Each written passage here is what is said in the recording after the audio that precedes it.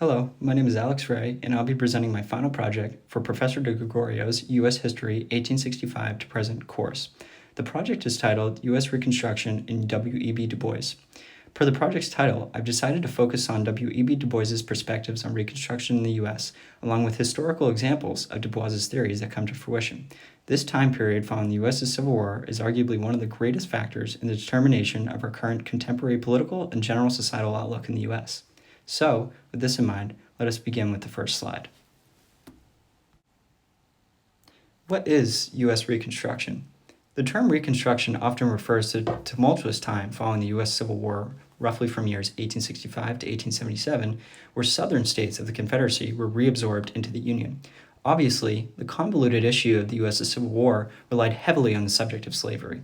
Following the events of the Civil War and the Emancipation Proclamation, the U.S. was certainly in shambles, both in a political and general societal way. In addition, having lost President Lincoln, a somewhat progressive president, to an assassination by John Wilkes Booth, what was to be done? President Lincoln's successor, Andrew Johnson, a native Southerner, was tasked with the job of conducting Reconstruction. Taking a more conservative approach, President Johnson wanted to welcome the Southern states back into the Union with open arms, while the radical Republicans in Congress did not. In short, the radical Republicans of Congress are responsible for the Freedmen's Bureau, the Civil Rights Act of 1868, and many more legislative attempts at protecting the newly freed enslaved individuals. From the end of the war to about 1870, Reconstruction was proving to be incredibly fruitful in progressiveness and civil rights activism, even seeing the first African American members of Congress. That all began to change when the reaction to this progressiveness began to take hold, with Democrats gaining more political power in the South and white supremacist organizations such as the Ku Klux Klan being established. The Compromise of 1876 surely has been regarded as the end of Reconstruction, with Rutherford B. Hayes surrendering the movement to be rightfully considered the president. I would argue this to be true, but we'll go a step further. I believe that the true end of Reconstruction came in a bout of racist Supreme Court rulings, and specifically the Plessy v. Ferguson 1896 ruling that set the separate but equal precedent. These are issues that we would not see truly re-examined for almost another 70 years in the civil rights movement of the 1960s. Such opportunities for societal change, lost and wasted. What effect does this have on us now? Let's move to the next slide to learn about W.E.B. Du Bois and his analysis of Reconstruction. With the brief preliminary information that we have learned about Reconstruction in mind, let's move on to the second part of this project, W.E.B. Du Bois. Who is W.E.B. Du Bois? William Edward Burghardt Du Bois, W.E.B. Du Bois for short, was a scholar, educator, and civil rights activist. Most notably, he was the first African American to receive a PhD in 1895 from Harvard University and was a founding member of the National Association for the Advancement of Colored People, NAACP for short. For reference, NAACP is an incredibly notable civil rights organization with many historically famous individuals. For instance, Thurgood Marshall, the first African American Supreme Court justice, worked closely with the NAACP. Back to the task at hand, Du Bois wrote extensively on racial tensions and issues within the United States. In fact, Du Bois believed that through his scholarship and the deeper examination of the sociological and philosophical facets of these concepts, he would be able to remedy some of the gaps. Identifying the etiology was really the first way he sought to do this. Now, again, with this in mind, let's move on to the next slide so we can bring this to fruition. As I alluded to on the last slide, Du Bois' scholarship amassed a lot of different subjects. Some of his most notable works are The Souls of Black Folk, John Brown, and many more. However, none are truly as evident for this project's purposes as Black Reconstruction in America. Black Reconstruction, published in 1935, is regarded as the pinnacle of Du Bois' work on the subject of Reconstruction. This scholarship analyzed this tumultuous time period with a special emphasis on the roles African Americans played in rebuilding democracy. In an essay format, Du Bois pours all of his academic ability into this piece to truly depict the ubiquitous disparities with race in the U.S. He begins by challenging the academic consensus at the time that Reconstruction was a complete failure integrating free men African Americans into American society, and, in addition, the radical Republicans of Congress failed to provide stable governmental treatments to the corruption of the South. Du Bois realizes that this consensus feeds on white supremacy, with the authors of these pieces lacking diversity, not just in race or ethnicity, but also in experience.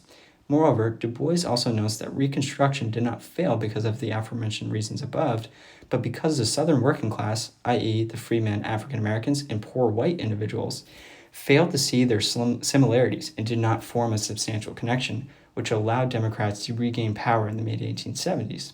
Therefore, this creation of race led to Jim Crow-era policies and thick racial discrimination throughout the South and the rest of the United States. This connects also to what I said earlier about the Plessy v. Ferguson Supreme Court ruling and other racial rulings like it. With this image in our heads, let's move on to the application of Du Bois's theories. Here on this slide, we see photos of racial segregation depicted in different forms. And because of this, I would like to use Du Bois's framework to examine this issue on an even deeper level. The failure of the Southern working class, the freemen, the poor white individuals, not identifying their similarities to stop the Southern Democrats from power is not just due to plain failure. A lot has to do with political coercion.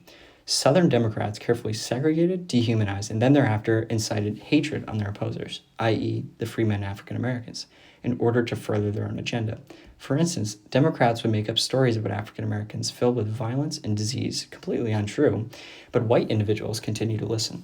Scholars have analyzed this political ecosystem of violence/hatred for countless years. Specifically, Edward Glasser, 2005, identified the political economy of hatred and developed a model of the interaction between the supply of hate-creating stories from politicians and the willingness of voters to listen to hatred.